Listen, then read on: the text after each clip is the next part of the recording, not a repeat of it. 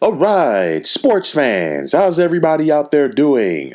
William Martin coming at you one more time here on YouTube with another edition of the 300 Pounds of Sports Knowledge Show.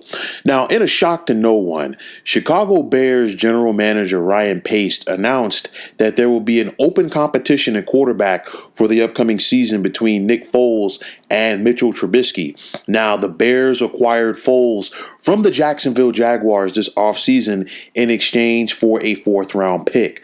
Now, Foles helped the Philadelphia Eagles win the Super Bowl at the conclusion of the 2017 season.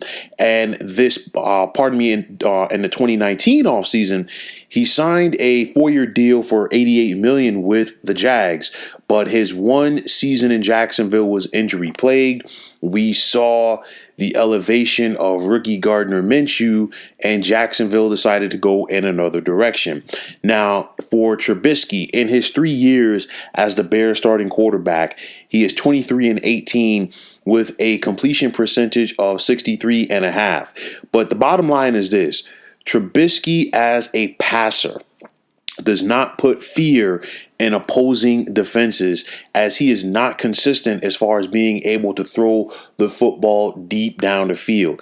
If you look at Trubisky's success, a lot of it has really come on screen passes or just simple quick passes out of the backfield to his running backs, and their athleticism will matriculate the ball down the field for the Bears. Now, to Trubisky's credit, they have not done a good job in putting quality wide receivers around him who can stretch the field. You look at the Bears as a whole, they do have a championship defense in place, but it is not the same on offense. And if you go back through the years with the Bears, and I mean years, even when they won their Super Bowl championship at the conclusion of the 85 season, they have not been consistent as far as putting together quality talent on offense. Yes, that Bears team did have the great Walter Payton, and Jim McMahon was a solid quarterback, but he's not a guy who's going to, he wasn't a guy who's going to elevate the play of the people around him.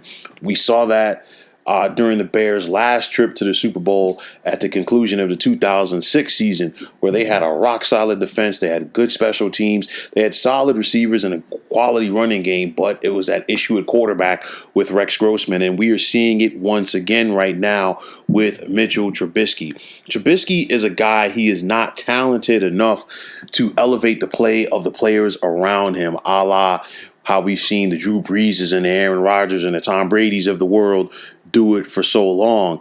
And this move right here by bringing in Nick Foles is one thing. And then once the general manager comes out and makes a statement like that, it's basically put Mitchell Trubisky on notice as far as you need to step up your game. And if you are unable to, your time in Chicago will be coming to an end. And this is make or break time for Mitchell Trubisky, and I think it's going to be the latter, because I don't see him as a player being good enough to step up his game and take it to the next level in order to fight off a veteran like Nick Foles. You look at this situation, this is tailor-made for Foles. I think this worked out for Jacksonville, and I think it worked out for Foles as well. They sent him to a team where he can go in there and compete and ultimately win that starting quarterback job, and I think that he gets it done. You go back to the Bears, and this goes back to Ryan Pace again.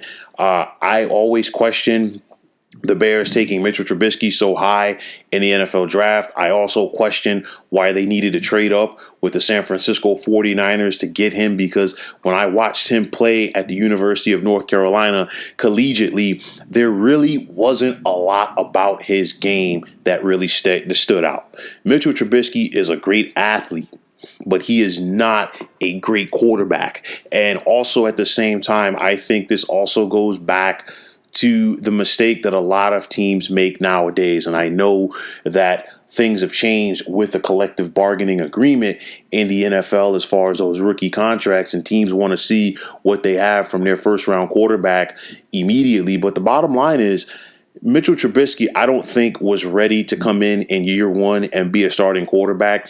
And I think a lot of teams are doing a disservice to a lot of these young guys by not having a good veteran quarterback to work with them. And even if it was just 5 or 6 games for that rookie season, to have that young man just sit down on the bench and, watch the game and allow himself to catch up to speed, because they're giving the keys to the franchise too quickly. And a lot of them, they fall into the abyss. And we've seen it more and more with some of these young quarterbacks. They're just giving it. They don't have to work for it. And the rest is history. So like I said, I don't think that Trubisky is going to be up for the challenge to fight off Foles. I think it's part of the skill of Trubisky, and I also think it's part of the skill of Nick Foles. And if you're this Bears organization, if you are Ryan Pace, if you're the head coach Matt Nagy, you got to go out there and win now. Because if you look at everything that they gave up to get Khalil Mack, and they still had to go out there and pay him, you also look at the fact that,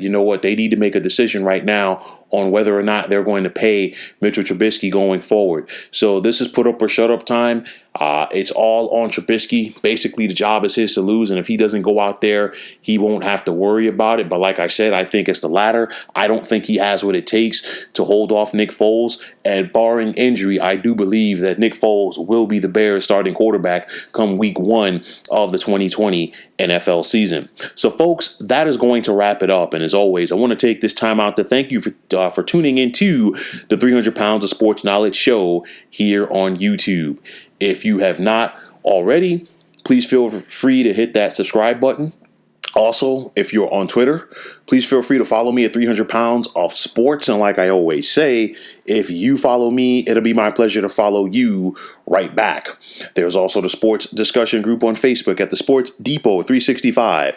You can check it out. Drop a line and be a part of one of the better sports debating sites going on social media.